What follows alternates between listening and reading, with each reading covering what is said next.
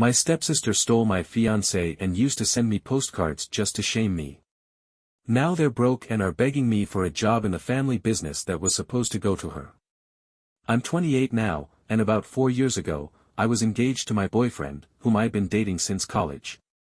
We stayed together all through school and got engaged when I was 23. Our engagement lasted a year, but a week before the wedding, he ran off with my stepsister. My ex-fiancé, Greg, who was 20 at the time, and my stepsister, Melissa, who was 28, left me only a letter.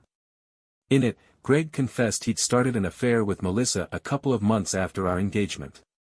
He admitted he couldn't marry me because it would be unfair to me, to him, and to Melissa, since they really loved each other. He wrote that he believed the universe had used me to guide him to his true love and that he couldn't continue deceiving all of us by marrying me. Then they ran off, and I didn't see them again until recently. Greg's parents paid for all the expenses of our cancelled wedding, so I didn't have to spend a penny. They were terribly ashamed of what he'd done. After that, we never spoke again because there was nothing left to say. My own family, however, was more than embarrassed, they were furious. My father even considered hiring a private detective to track down the lovebirds and bring them back for an explanation. By the way, my father is actually my stepfather, but he's been a real dad to me since I was a child. I've always called him Dad because he's the only father I've ever known. My biological father left soon after I was born, and my mother never saw him again. He officially gave up his parental rights, he and my mom weren't even married. My mother married my stepfather when I was 8. Melissa and I went to the same school, which is how our parents met. For some reason, Melissa never liked me. She bullied me constantly, both at school and at home, always finding a way to hurt me. I complained to my parents many times, and they tried to rein her in, but nothing worked. She wasn't afraid of them, and my school years turned into a nightmare because of her and her friends. Just as my biological father wasn't around, Melissa's mother was absent from her life too, though for a different reason. She died a few years after Melissa was born. She passed away at night due to an epileptic seizure. Whenever my mom tried to parent Melissa, Melissa would claim she had no right, since she wasn't her real mother. My father tried to intervene as well, but again, no success. She didn't fear anyone or anything. My parents tried everything, strict punishments, gentle talks, but nothing helped. Sometimes they threatened to send her to a juvenile facility, but she just laughed, knowing it was an empty threat. This was only in middle school, and her behavior got even worse in high school. She picked up a bunch of bad habits and acted like a full-blown rebellious teenager. Sometimes she would run away to hang out with friends who were just as bad. It finally went too far when she and her friends were arrested for breaking into someone's house. That's when my parents decided to send her to rehab and get her the help she clearly needed. Her words that day moved me, and like an idiot, I decided to forgive her and even befriend her. That's what hurts the most, she betrayed me after we finally started getting along. We stayed on decent terms for quite a while. She was actively involved in the wedding preparations. I won't say we became best friends, but we were no longer enemies. We met up once or twice a month and talked things through. By the time of my engagement, we were on such good terms that I even introduced her to Greg at some family gatherings before we got officially engaged. They acted perfectly normal in front of me. I had no reason to suspect anything. Even after our engagement, they both behaved as if nothing was going on. It never crossed my mind that Greg might be attracted to Melissa. It never seemed possible because Greg was so good at pretending to be in love with me, all the while carrying on an affair with Melissa. She, too, was very convincing in her role as a friend, so I only learned the truth when it was already too late. They disappeared without a trace. My parents wanted to track them down and bring them back home, but I convinced them to let it go because I just wanted to forget everything. Having been made to look like a complete fool and left a week before my wedding was more than enough trauma.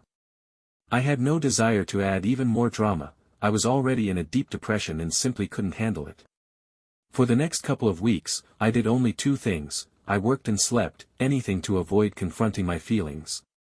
My heart was shattered, but the worst was still to come. A couple of weeks after the date my wedding was supposed to take place, I received a postcard from Melissa. She was in California, but that wasn't even the worst part. She enclosed a stack of photos of her and Greg looking blissfully happy. It was obvious she wanted to upset me. She even wrote that she was sorry about the surprise before the wedding, but clearly, she wasn't sorry at all. She just wanted to rub salt in the wound. At that moment, I realized she had never actually forgiven me for what happened years ago and still blamed me for being sent away from home. She had never wanted to be my friend, she only used me to get close to Greg, letting herself be used as a springboard. It was a truly devilish plan, and I have to give her credit for how well she played it. For several days after I got that postcard, I couldn't sleep because I was going out of my mind with all these thoughts. It was a deeply traumatic experience, and I needed months of therapy to come to terms with it and learn to trust people again.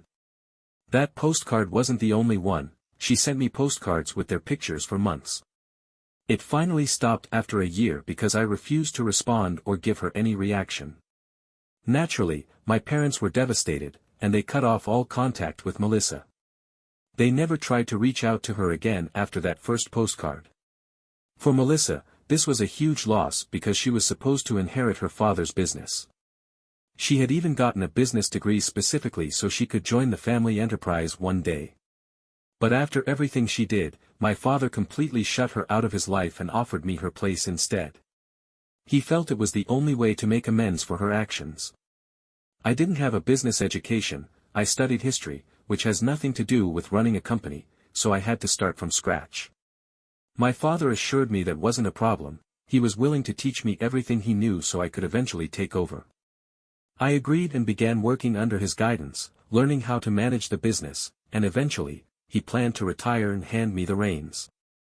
I worked hard for several years, and last year I finally got promoted while my father retired. It was an incredible feeling because I'd started from zero, learning everything from the ground up. Now the business is fully in my hands, and my parents can spend more time together without worrying, knowing I'll take care of things. In the time since I started working with my father, I almost stopped thinking about Greg. Pouring myself into work, and going to therapy, helped me move on. I can honestly say I've fully let go of the past and no longer think about them or what they did. I never imagined they'd get in touch with me again, least of all to ask for my help. It would take unbelievable nerve and a complete lack of common sense to come to me after betraying me and making a fool of me, not to mention gleefully rubbing it in. But apparently, Melissa and Greg really do lack common sense, because that's exactly what they did a few days ago. They reached out on one of my days off. I was home around lunchtime when I heard a persistent ringing at the door. I assumed it was just the pizza I had ordered, so I didn't think much of it. But when I opened the door, I got the biggest shock of my life. There stood Melissa, looking extremely worried. I didn't know what to say, so I just stared at her, waiting for her to speak first. As I looked her over, I could tell she'd definitely come to ask for help. Her appearance said it all. Even as a child, Melissa had always been stylish, but now she was dressed in old, faded clothes that were obviously bought years ago. Her jeans were too short, and she looked like she hadn't had a proper meal in a while. Right then, I decided that whatever she asked for, my answer would be no. She finally spoke, saying she needed my help because she and Greg had been struggling for a long time, especially after he lost his job a couple of months ago. I wasn't surprised. She explained that Greg had started drinking instead of looking for a new job, and she herself couldn't find work because of the gap in her resume. When they first ran off together, she decided to be a homemaker and stopped working. Now this employment gap was making her uncompetitive in the job market. Melissa said she'd heard from several relatives that our father had retired and handed the business over to me. That's why she came directly to me, rather than going through our parents, claiming she knew I had a good heart. She insisted she deeply regretted betraying me in the past, but was hoping I wouldn't turn my back on her in her time of need. Her audacity was so ridiculous that I actually laughed in her face. I told her to look for work elsewhere because I don't hire traitors. Then I slammed the door and went back to the living room, ready to call the police if she didn't leave. Luckily, she did leave that day, but she didn't give up. Right after her visit, the first thing I did was call my parents and tell them everything. They said they'd heard from neighbors that Melissa had returned to town without Greg, but they hadn't brought it up.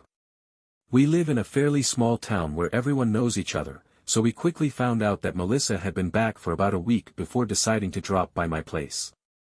She'd been staying with one of her old high school friends. It was probably this friend who told her where I lived and that the business, rightfully hers, as she saw it, was now in my hands. Clearly, Melissa was trying to use that to her advantage. A few days after she came to see me, Melissa decided to visit our parents to complain about how heartless I am. She expected them to take her side, painting herself as a victim, but she was sorely mistaken. My father told her point blank that the business is now mine and only I get to decide how it's run. He's retired and isn't planning on meddling in any of my decisions. My mother reminded Melissa that she had betrayed me by running off with my fiancé after pretending to be my friend for years, and that she deserves everything that's happening to her. Melissa lost the right to ask any of us for help, especially me, after sending me those humiliating postcards for so long. Melissa tried to defend herself, saying that was all in the past and that she's a different person now. But my parents said they didn't want to talk to her anymore and asked her to leave. She had a meltdown, yelling that my parents had always preferred me over her, treating me like the golden child. She accused my father of never treating her, his biological daughter, the way he treated me, saying he acted as if I were his only child and she meant nothing to him. My father replied that he'd been more patient and lenient with her than most parents would be in his position, but that didn't matter to her. She kept insisting I have everything that should have been hers, including the business I'm supposedly flaunting. Melissa went on to say it wasn't her fault Greg fell in love with her and chose to spend his life with her instead of me, yet she's the one being punished for it. She even claimed that the postcards she'd sent were her way of sincerely apologizing, not an attempt to torment me. Honestly, I can't stop thinking about what she said. In a way, she's right, she really was supposed to inherit the business and be in my position now. But she lost it all purely through her own actions. I played no part in that decision. I never asked my father to cut ties with her or to give me the business instead. He chose to do that on his own, and I think it's unfair for her to blame me. On top of that, accusing me of being the golden child is totally unfair. Still, I do understand why Melissa feels that way. In her mind, it's because I complained about her constant bullying that she was eventually sent away to rehab. Sending your child to a specialized facility is an incredibly serious step, and I know it was hard for my father. But again, that's not his fault or mine. If he hadn't taken necessary measures, Melissa might have ended up in a life of real crime. She was well on her way. Also, I absolutely don't believe those postcards were any sort of genuine apology. I do feel sorry for her, because her husband turned out to be totally useless, and now she has to pull him out of the mess he's in. I can imagine how hard it must have been for her to come to me and ask for help. In some ways, I even regret how I treated her. Right now, I have everything, and she has nothing. I can't help feeling a bit of pity for her. That's just the kind of person I am. Besides, a lot of time has passed, and I don't want to hold a grudge anymore. But at the same time, I absolutely won't help her. The most I can offer her is my sympathy. I don't want to hire her, give her money, or get involved in their situation. I think it's more than enough that I feel any pity for her at all after everything she put me through. Most people probably wouldn't. The only reason I do feel sorry for her is because this business really was supposed to go to her. Now that I'm in a position of power, it feels like I've gotten revenge on her, and that makes me uncomfortable. Maybe it's because of what she said about me being the golden child, or maybe it's just good old imposter syndrome. Whatever it is, I honestly feel uneasy. Does that make me a villain for refusing to help my ex-fiancé, who ran off with my stepsister, when they need money? So, let's pause the story here and address the question posed by the original author. Now we move on to the updates. Update 1. I wasn't sure what to do, and your comments only confused me more. Some people said I was completely right to refuse them help, while others claimed I've always been the golden child, which is what caused Melissa to act this way in the first place. I decided to talk to my parents, because I've always gone to them for advice when I faced difficulties, and this time was no different. They told me I have no reason to feel sorry for Melissa because everyone around her did everything possible to help her change and become a better person. But if she wasn't willing to use that chance, no one else could do it for her.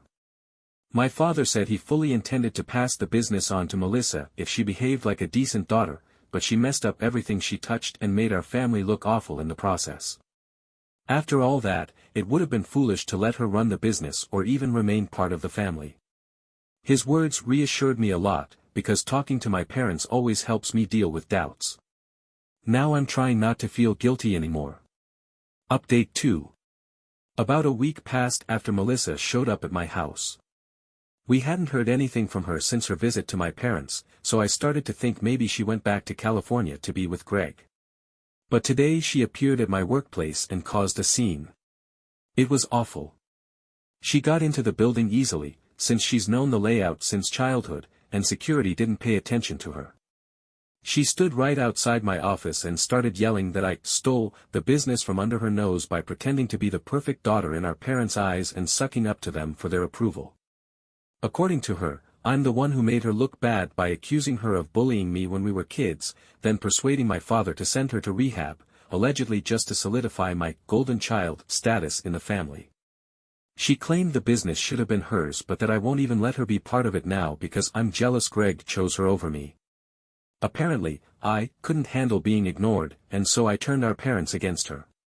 When I heard the commotion, I came out to see her after calling security. I tried to tell her to be quiet, but she kept ranting for several more minutes before they finally escorted her out of the building. I decided to call my dad before calling the police to see what he thought. He was furious and told me to call the police immediately. Fortunately, by the time the officers arrived, Melissa was still hanging around, probably waiting to yell at me again or, worse, try to assault me. They arrested her and charged her with trespassing and disorderly conduct. Those charges aren't too serious, she'll likely get a fine or, at worst, community service, but it will go on her record, which won't help her in the long run. I told my father about the whole ordeal, expecting him to be at least somewhat upset, but he just looked exhausted. He said he's tired of her outbursts and wants this madness to end. Honestly, I feel sorry for him. It can't be easy being the father of a daughter who blames him for all her problems, even though they're almost always of her own making. In truth, our entire family has shown her an unbelievable amount of patience. Update 3. It looks like Melissa went back to California, because it's been a few days now and we haven't heard anything else. It's odd, because we assumed that after being arrested, she'd make another scene. But my father asked around and was told someone saw her at the airport a couple of days ago. So I'm guessing she left.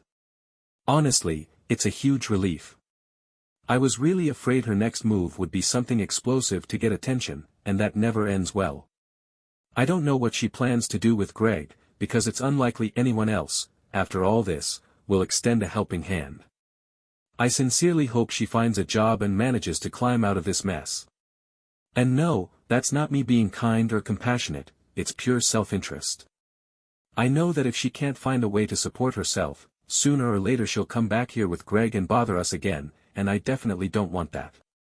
So I genuinely hope, and even pray, that either she or Greg finds work and can take care of themselves. In any case, for the next few weeks, I probably won't hear anything new about her, and I'd like to believe this nightmare is finally over. So, let me know in the comments what you think about the whole story. Personally, I still don't have a clear-cut opinion. On the one hand, yes, the sister clearly seems in the wrong. On the other hand, those comments suggesting the narrator really was the golden child make me question if things really went down the way the narrator describes. Share your thoughts, don't forget to hit like and subscribe to our channel, take care of yourselves, and good luck to everyone.